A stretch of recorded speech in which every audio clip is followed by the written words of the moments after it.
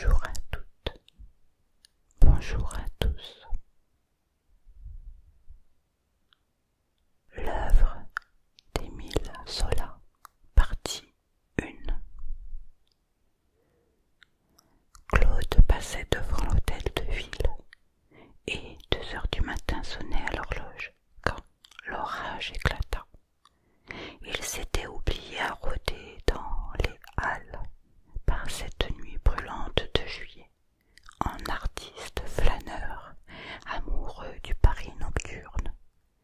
Brusquement, les gouttes tombèrent si larges, si drues, qu'il prit sa course, galopa dégingant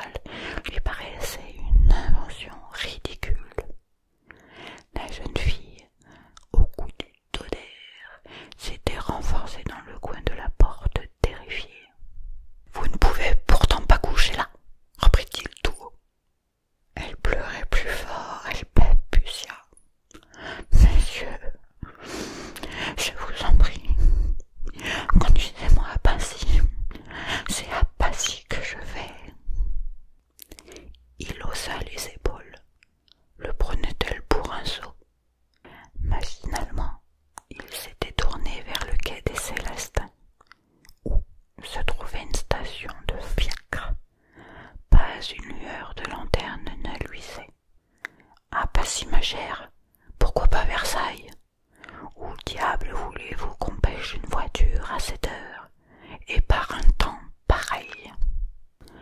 Mais elle jeta un cri. Un nouvel éclair l'avait aveuglée, et cette fois, elle venait de revoir la ville tragique dans un éclaboussement de sang. C'était une trouée immense, les deux bouts de la rivière s'enfonçant à perte de vue. Au milieu des braises rouges d'un incendie, les plus minces détails apparurent. On distingua les petites persiennes fermées du quai des Ormes, les deux fentes des rues de la Masure et du Pont Blanc, coupant la ligne des façades près du pont Marie.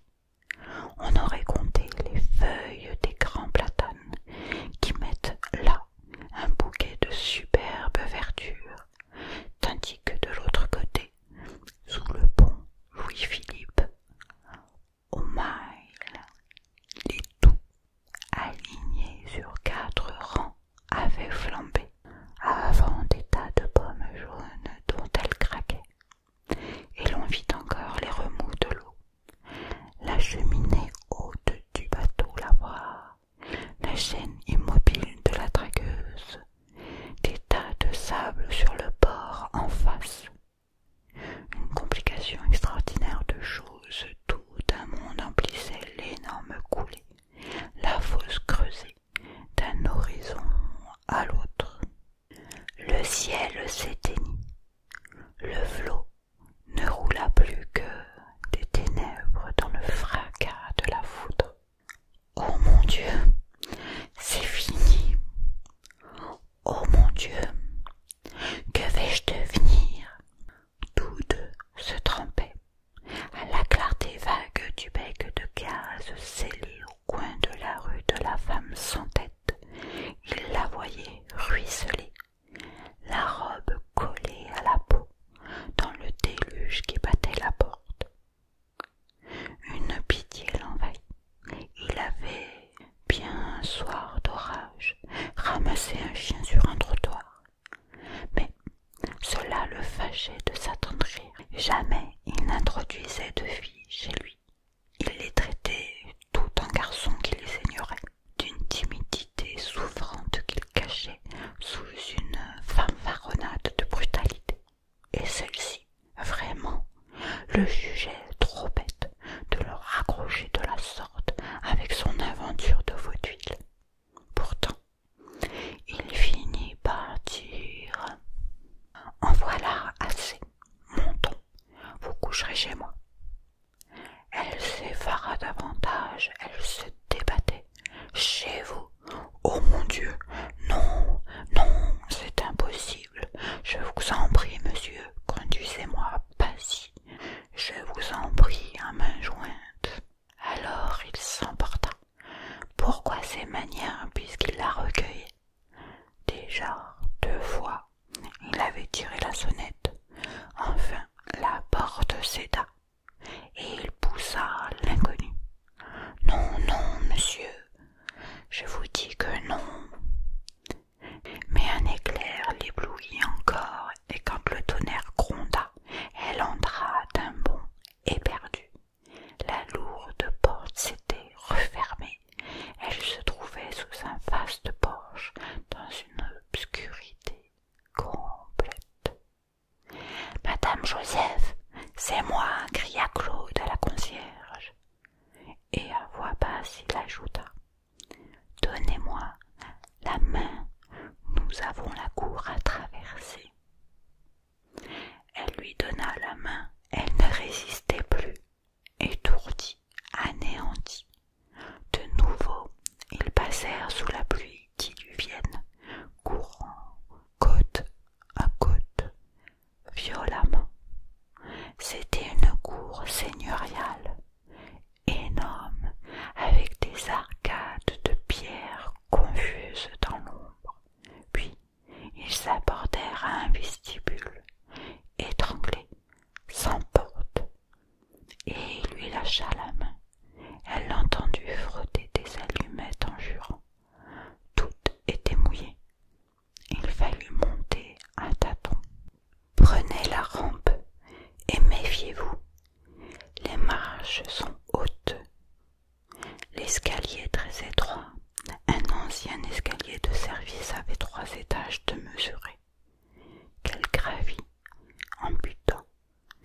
jambes cassées et maladroites. Ensuite, il la prévint qu'il devait suivre un long corridor, et elle s'y engagea derrière lui, les deux mains filant contre les murs, allant sans fin dans ce couloir qui revenait vers la façade sur le quai.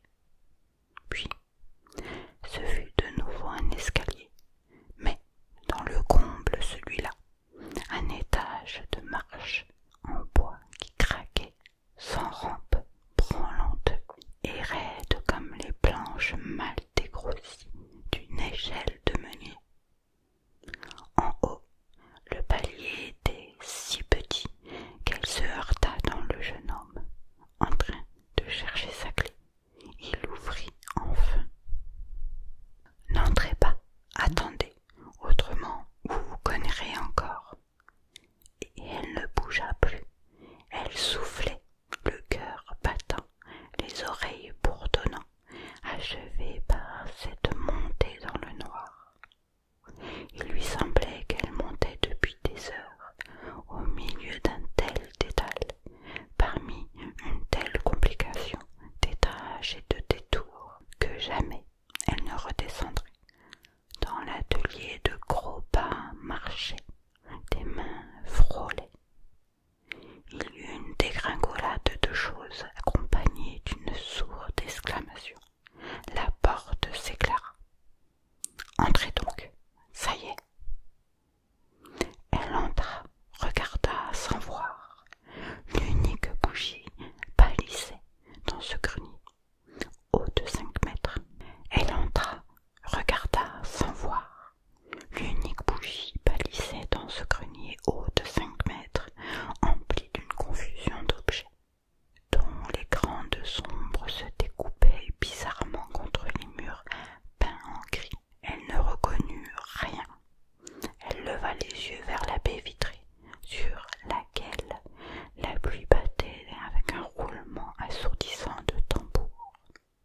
Mais, juste à ce moment, un éclair embrasa le ciel, et le coup de tonnerre suivit de si près que la toiture sembla se fendre. Muette, toute blanche, elle se laissa tomber sur une chaise. « Pigre !» murmura Claude, un peu pâle lui aussi. « En voilà un qui n'a pas tapé loin. Il était temps, on est mieux ici que dans la rue, hein ?» Et il retourna vers la porte qu'il ferma bruyamment, à double tour, pendant qu'elle le regardait faire de son air stupéfié. « Là, nous sommes chez nous. » D'ailleurs, c'était la fin. Il n'y eut plus que des coups éloignés. Bientôt le déluge cessa. Lui, qu'une gêne gagnait à présent, l'avait examiné d'un regard oblique. Elle ne devait pas être trop mal, et jeune à coup sûr, 20 ans au plus. Cela achevait de le mettre en méfiance, malgré un doute inconscient qui le prenait. Une sensation vague qu'elle ne mentait peut-être pas absolument. En tout cas, elle avait beau être maligne, elle se trompait, si elle croyait le tenir. Il exagéra son allure bourrue et dit d'une grosse voix: « Couchons-nous, ça nous séchera. » Une angoisse la fit se lever. Elle aussi l'examinait sans le regarder en face, et ce garçon maigre aux articulations noueuses, à la forte tête barbue, redoublait sa peur, comme s'il était sorti d'un conte de brigand, avec son chapeau de feutre noir et son vieux paletot marron, verdi par les pluies.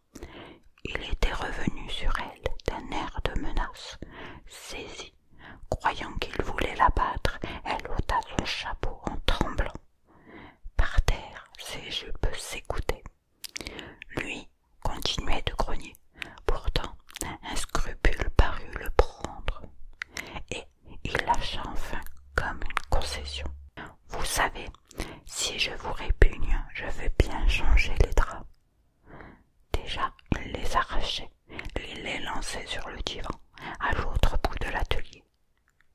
Puis il en tira une paire d'une armoire, et il refit lui-même le lit, avec une adresse de garçon habitué à cette besogne.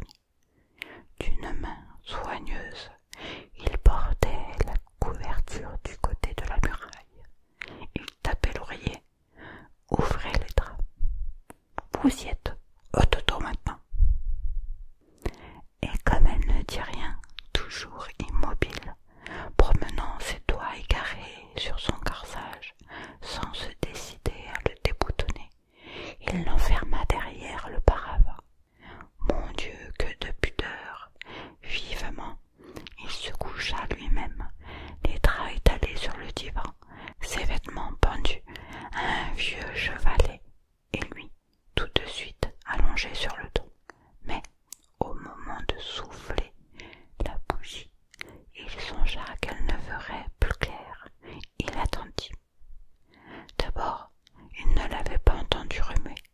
Sans doute, elle était demeurée toute droite, à la même place, contre le lit de fer. Puis, à présent, il saisissait un petit bruit d'étoffe, des mouvements lents et étouffés, comme si elle s'y était reprise à 10 fois, écoutant, elle aussi, dans l'inquiétude de cette lumière qui ne s'éteignait pas.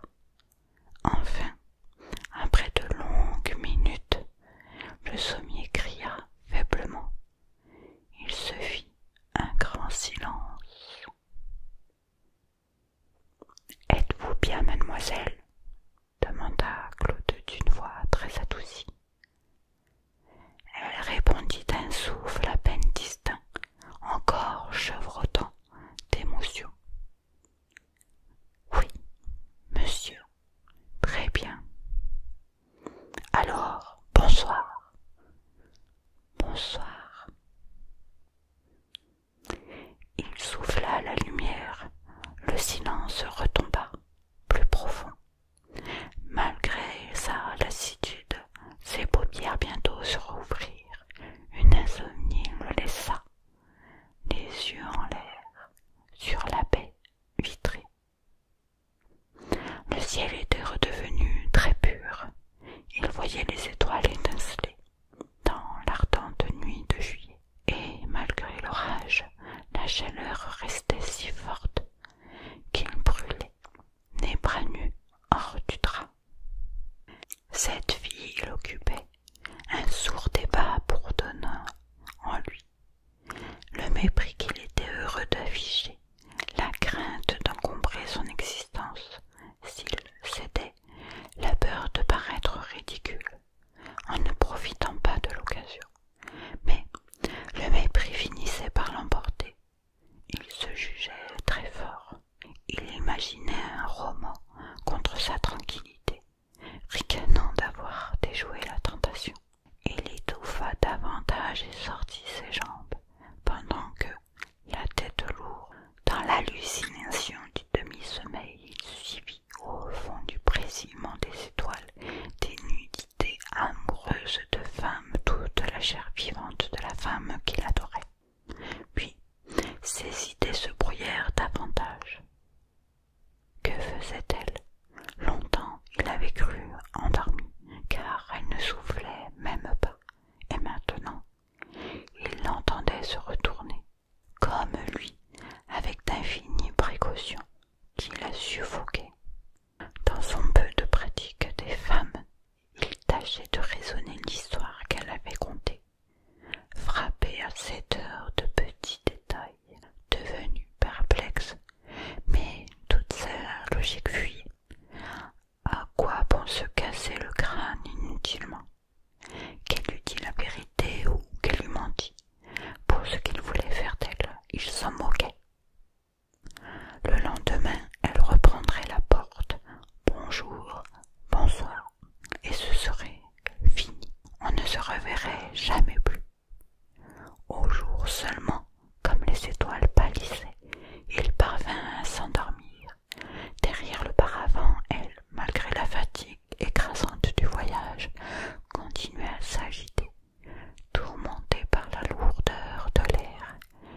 tout le zinc chauffé du toit, et elle se gênait moins. Elle eut une brusque secousse d'impatience nerveuse, un soupir irrité de vierge dans de malaise de cet homme qui dormait là, près d'elle. Le matin, Claude, en ouvrant les yeux, battit des paupières. Il était très tard. Une large nappe de soleil tombait de la baie vitrée. C'était une de ces théories que les jeunes peintres au plein air devaient louer des ateliers dont on ne voulait pas les peintres académiques, ceux que le soleil visitait de la flamme vivante de ses rayons. Mais un premier ahurissement l'avait fait s'asseoir, les jambes nues. Pourquoi diable se trouvait-il couché sur son divan? Et il promenait ses yeux, encore troubles de sommeil, quand il aperçut à moitié caché par le paravent un paquet de jupes. Ah oui, cette fille, il se souvenait. Il prêta l'oreille, il entendit une respiration longue et régulière, d'un bien-être d'enfant. Bon, elle dormait toujours, et si calme que ce serait dommage de la réveiller. Il restait étourdi. Il se grattait les jambes, ennuyé de cette aventure dans laquelle il retombait et qui allait lui gâter sa matinée de travail. Son cœur tendre l'indignait. Le mieux était de la secouer pour qu'elle filât tout de suite. Cependant, il passa un pantalon doucement, chaussa des pantoufles, marcha sur la pointe des pieds. Le coucou sonna à 9 heures et Claude eut un geste inquiet. Rien n'avait bougé. Le petit souffle continuait. Alors, il pensa que le mieux était de se remettre à son grand tableau. Il ferait son déjeuner plus tard, quand il pourrait remuer. Mais il ne se décidait point. Lui, qui vivait là, dans un désordre abominable, était gêné par le paquet de jupes glissées à terre. De l'eau avait coulé. Les vêtements étaient trempés encore. Et, tout en étouffant des grognements, il finit par les ramasser. Un à un, et par les étendre sur des chaises, au grand soleil. S'il était permis de tout jeter ainsi, à la débandade, jamais ça ne serait sec. Jamais elle ne s'en irait.